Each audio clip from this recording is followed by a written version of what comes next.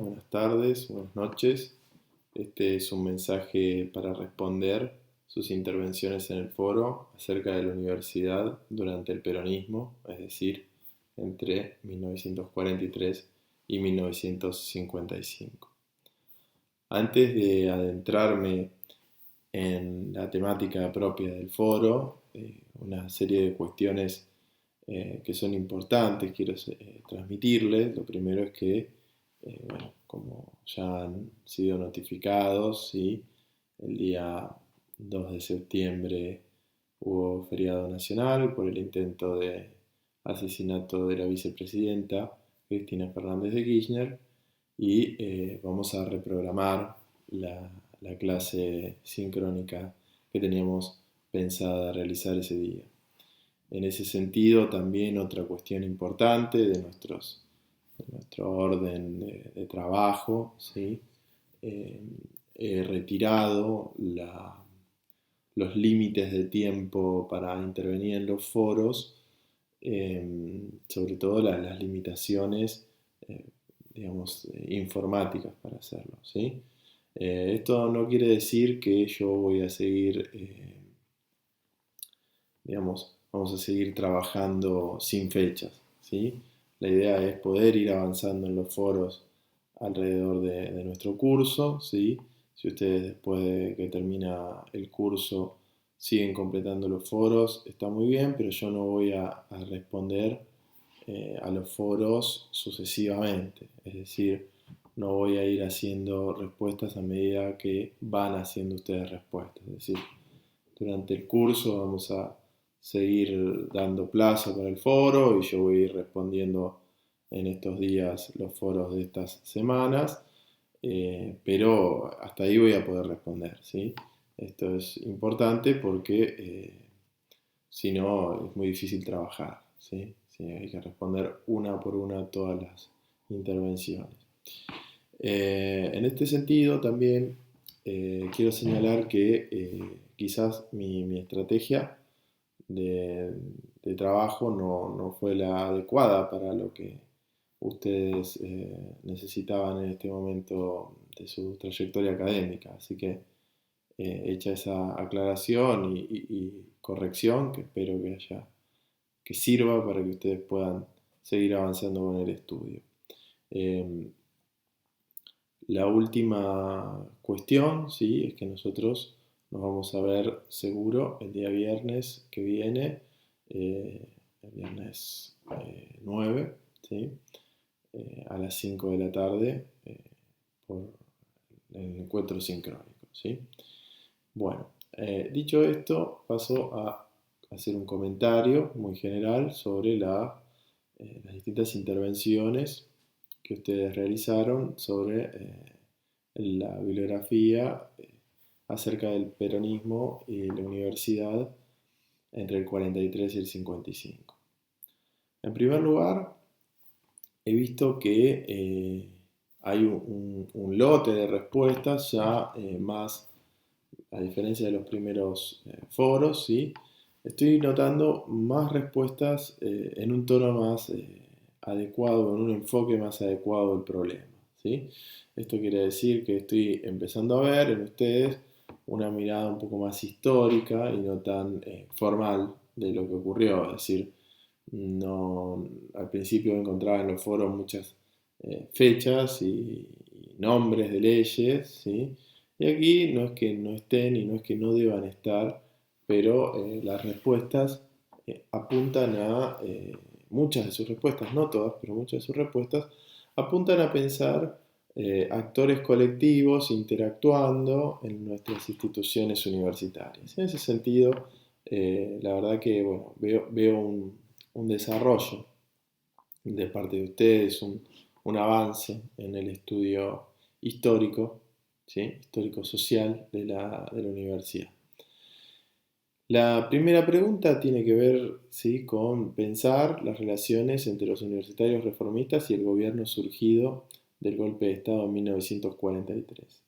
Aquí me parece fundamental entender varias cuestiones, ¿sí? En primer lugar, la la fuerte impronta antirreformista de los golpistas del 43, el contexto de la Segunda Guerra Mundial, la discusión sobre el golpe del 43, las orientaciones político-ideológicas de quienes llevaron adelante el golpe del 43, muchas veces se ha señalado que estaban cercanos a las ideas del eje, ¿sí? Aunque no se incorporaron al eje ni mucho menos, ¿sí? Y en ese sentido también es importante ver digamos, la alianza militar, sobre todo con epicentro en el ejército, de la industria, ¿sí? ¿Cómo se llama? De la Iglesia Católica y también de la policía, ¿no? Y cómo ahí se va tejiendo entre el 43 y el 46 una alianza con el movimiento obrero. He notado que en algunas intervenciones hablaban del Partido Obrero, por favor, no es el Partido Obrero con quien tejía la alianza, ¿sí? Es el movimiento obrero, con una fracción del movimiento obrero afín, ¿sí? Y eso es una lucha dentro del movimiento obrero entre el 43 y el 46 y el 47, que va desplazando a los sectores comunistas, socialistas, anarquistas del movimiento obrero en Argentina, ¿sí? Eso es muy importante también verlo, ¿no? Entonces, en la universidad es una política decididamente antirreformista con una fuerte impronta en el 43, al principio del régimen dictatorial, una fuerte impronta nacionalista y católica que va a tener sus vaivenes en los años posteriores, ¿sí? Esa impronta nacionalista y católica es, como decía hace un rato, profundamente antirreformista por cuestiones ideológicas más generales, pero también por un cuestionamiento a la idea que está en el centro de la identidad reformista de, de cierta relativización de las jerarquías universitarias, ¿sí? De las jerarquías entre profesores y estudiantes, que la historia de la reforma lo que ha hecho fue problematizarlas y atenuarlas, al menos en el plano político, ¿sí? Político institucional. Entonces, bueno, la respuesta en el 43 es una respuesta a todas esas ideas, a las ideas laicas de la universidad, y es, sin lugar a dudas, un momento de choque, ¿sí? Son relaciones de oposición. Ahora, ¿en qué aspectos luego, ¿no? Ya el peronismo instalado en el poder, estamos hablando de que entre el 43 y el inicio de la presidencia de Perón en el 46, ¿no? Han habido varios eventos, entre otros el final de la Segunda Guerra Mundial y el 17 de octubre de 1945 en Argentina, ¿sí? ¿En qué aspectos la política universitaria del peronismo resultó inédita en la historia argentina? Bueno, aquí en general he encontrado que hay menos porcentaje de acierto, ¿sí? O hay menos respuestas con un enfoque adecuado, ¿sí? Porque en realidad lo que hay que pensar es fundamentalmente la cuestión de que el peronismo intentó pensar o inscribir la actividad universitaria en determinados procesos de desarrollo económico y social del país, que es algo que hasta ese momento los gobiernos no habían intentado, ¿no? Ahí se puede ver un poco la matriz, la matriz, eh, digámoslo así, nacionalista del peronismo, pero también se puede ver cómo el peronismo va tomando un poco algunas ideas sobre la sociedad, sobre la historia universitaria y de la educación que no habían sido digamos, formuladas en parte por los reformistas, en parte por los socialistas durante lo que iba del siglo XX, pero adaptadas a un esquema, digamos, con poder desde el poder ejecutivo, ¿no? Organizado centralmente desde el poder ejecutivo. Ese carácter inédito tiene una expresión muy clara en la ley universitaria del 47, ¿sí? Que es muy distinta de la ley Avellaneda que ustedes pudieron leer, ¿no? La ley Avellaneda no nos decía para qué estaban las universidades, qué eran al fin y al cabo las universidades, qué tipo de educación debía darse, cómo debía desarrollarse el proceso educativo, para nada, ¿sí? No había mucha, ni tampoco cuáles eran los deberes de los universitarios adentro y afuera de las aulas, de los claustros. Entonces, la ley del peronismo del 47 es una ley ya diferente, ¿sí? Es una ley que prescribe muchas de esas cuestiones para insertar, digamos, la vida universitaria en el contexto de las transformaciones sociales que estaban teniendo la Argentina en ese momento. Y sobre todo insertarla bajo la conducción del gobierno nacional. Ahora bien, ¿cuáles son los fundamentos del choque entre el peronismo y el reformismo en el terreno universitario? Bueno, en primer lugar, esa misma concepción, ¿sí? Una concepción en la cual el lugar de la autonomía que piensa el peronismo es absolutamente diferente al lugar de la autonomía que piensa el reformismo, la tradición del reformismo, ¿sí? Esa universidad subordinada, ¿sí? A un proceso digamos, conducido por el Poder Ejecutivo y toda la actividad universitaria enganchada digamos, en esa orientación, ¿sí? Es algo que es totalmente contrario a las ideas con las que llegó el reformismo, por ejemplo, desde el 18 en adelante, ¿no? Es decir, por otro lado, la ausencia, ¿sí? De la participación estudiantil en el cogobierno. Eso es algo también que es un fundamento del choque. En tercer lugar, el carácter laico de la educación, postulado siempre por el reformismo, se contraponía con la influencia del catolicismo en el ámbito universitario. Eh, en cuarto lugar, ¿sí? Hay un manejo profundamente autoritario de los claustros y de las altas y las bajas en los planteles docentes, de los planes de estudio, etcétera, que va a ser también muy debatido y muy discutido y muy impugnado, fuertemente impugnado por el reformismo. También se puede sumar a eso, ¿sí? Cierta cerrazón nacionalista a las ideas de la posguerra, ¿sí? Que el reformismo en ese sentido ha intentado siempre ser mucho más cosmopolita, vincular el pensamiento local al pensamiento de otros lugares del mundo, ¿sí?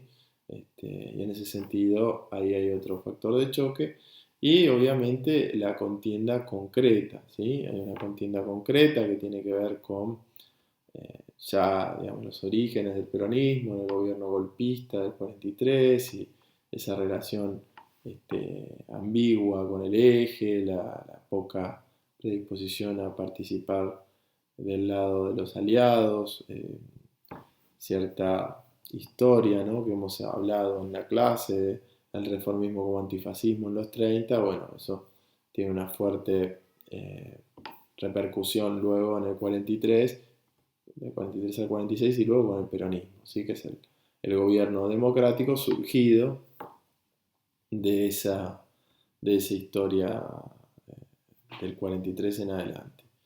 En ese sentido, sí, hay diferencias ideológicas más generales, muy grandes, y que tienen que ver con las matrices democrático-liberales defendidas por el reformismo y algunos intentos de tener otro tipo de régimen político que se esbozaban, ¿sí? Al menos ideológicamente durante el peronismo. Entonces ahí tenemos toda una serie de cuestiones a las que se le agrega la contienda cotidiana, ¿sí? Estas contiendas cotidianas en las que la violencia política era una moneda de cambio de ambos lados, ¿sí? de la disputa, y esa violencia política incluía desde grupos de choque, atentados, secuestros, persecución, algunas que otras desapariciones de personas, torturas, ¿sí? Es decir, es un periodo, no es masivo, no es el periodo del 76, ni mucho menos, y no se puede ni comparar, pero la contienda política en los años del peronismo era bastante violenta, y sobre todo a partir de el periodo de crisis del régimen peronista, que es a partir del 51-52, ¿sí?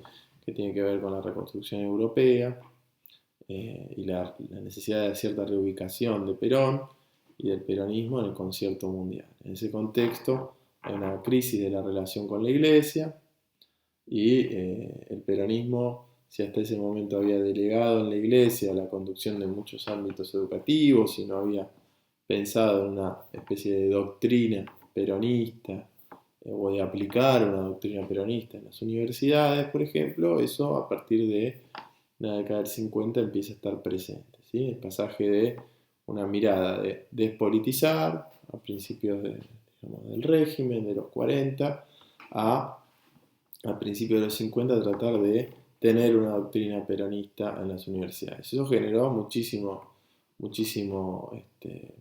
conflictos, ¿sí? Sobre todo además porque el peronismo empezaba a tener mayores debilidades en el seno del ejército, ¿sí? Debilidades también en el mundo sindical, y la ruptura con la Iglesia, que era su principal aliada en el ámbito educativo.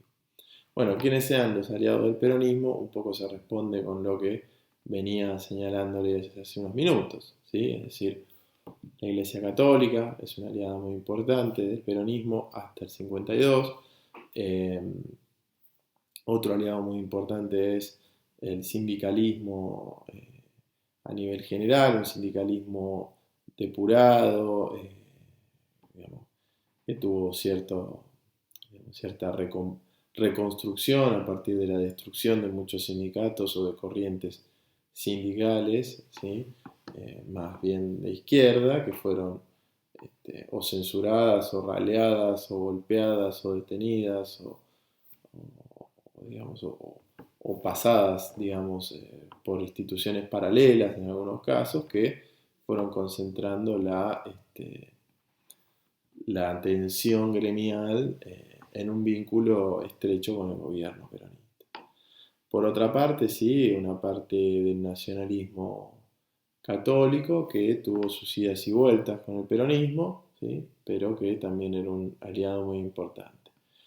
El segundo periodo del peronismo que le señalaba, durante los años 50, se funda la CGU, la Confederación General Universitaria, que es un agrupamiento que intenta ser un agrupamiento estudiantil, es un agrupamiento relativamente débil organizativamente en comparación con los agrupamientos reformistas, y que fundamentalmente se dedica a enfrentar a los reformistas de manera brusca, y muchas veces con golpes de puño y demás. He visto ahí en el foro que algunos ponen Confederación Nacional Universitaria, no, es Confederación General Universitaria, ¿sí?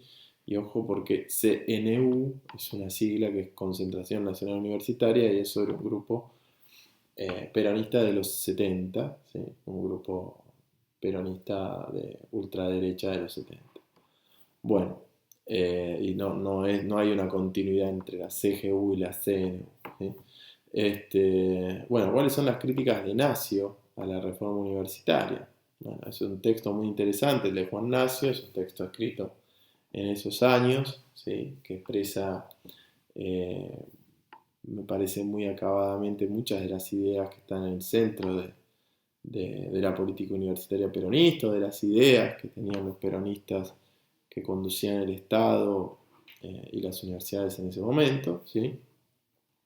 Y fundamentalmente lo que dice Nacio es que la reforma era un excelente proyecto que se fue desviando, se fue torciendo, ¿sí? A medida de que tenía algunos errores iniciales, ¿sí? Por ejemplo, anticlericalismo, ¿sí? Cuando en realidad tendría que haber sido mucho más antioligárquico, y que eso dio lugar a una especie de poder universitario en manos de una especie de élite, ¿sí? Según cuenta Guardo, una élite universitaria que manejaba la universidad a sus anchas, ¿sí? Y la manejaba de maneras corruptas, con prácticas completamente a la espalda de la población y demás. Esa situación hizo que los universitarios los universitarios, quienes manejaban la universidad, se pusieran del lado, digamos, oligárquico frente al peronismo, ¿sí? Porque en realidad se les iban a terminar los privilegios de manejar las instituciones universitarias. ¿Qué entendía Guardo por la autonomía universitaria? Y está profundamente relacionado con lo que pensaba Guardo de la reforma universitaria, ¿sí? Con lo que pensaba Nacio, perdón, de la reforma universitaria. Bueno, Ricardo Guardo fue, entre otras cosas, el redactor de la ley universitaria del peronismo del 47. Aquí vuelve una aclaración muy importante. En la ley universitaria del 47, la universidad no empieza a ser gratuita, no se eliminan los aranceles en esa ley. Hay dos disposiciones, una en el 49, ¿sí? Y eso se empieza a aplicar gradualmente y recién en el 54 es gratis la universidad en todo el país. Eso es muy importante entenderlo, ¿sí? Porque cuando se aplica ya en el 54, hay otra ley universitaria que viene a reemplazar la de Guardo, ¿sí? Que tiene bastantes similitudes, pero incluye la gratuidad, ¿sí? Ahora, ¿qué entendía Ricardo Guardo por autonomía universitaria? Bueno, era autonomía respecto a sus funciones docentes y de investigación. ¿Qué significa esto?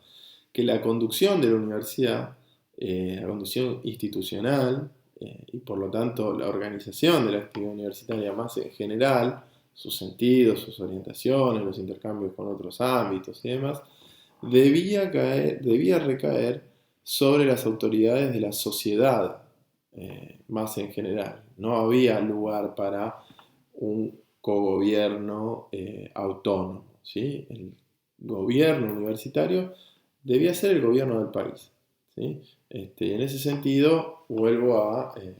ahora, que el gobierno del país no tenía que dar clases al presidente, ¿sí? No, había cierta autonomía en cómo se daban un poco las clases, qué temas se planteaban y demás, pero el asunto fundamental es que las autoridades de la universidad debían ser las autoridades del país, o delegadas de las autoridades del país.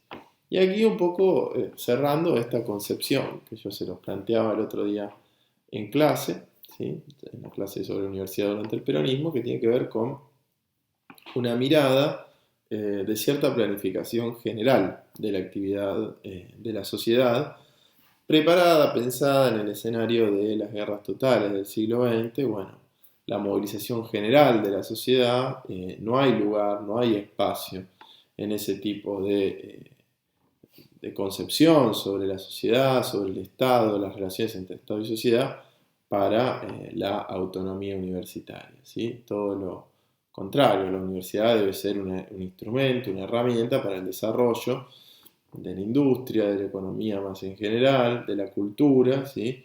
Para mejorar la capacidad de defensa nacional en un contexto de verdaderos conflictos globales, ¿sí? Bueno, esta es la respuesta, ¿sí?